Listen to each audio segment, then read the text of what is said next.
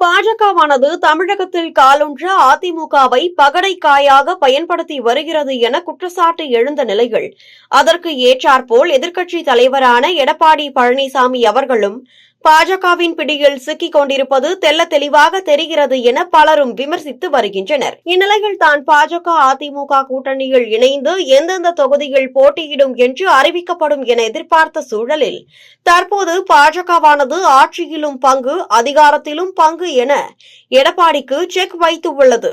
இது எடப்பாடி பழனிசாமி தலையில் பேரிடியாக வந்திறங்கியுள்ளது.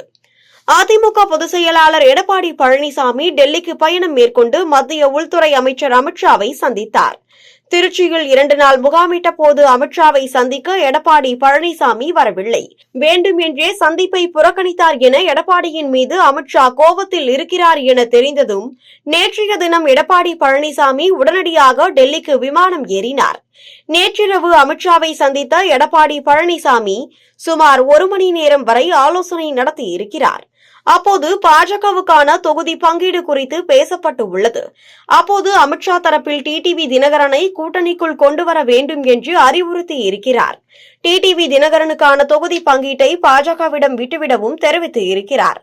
அமமுகவுக்கான தொகுதியை பாஜகவுக்கு ஒதுக்கிவிடலாம் என்றும் பாஜக தரப்பில் டிடிவி தினகரனுடன் பேச்சுவார்த்தை நடத்தி தொகுதி பங்கீடு செய்யப்படும் என்றும் தெரிவிக்கப்பட்டுள்ளது.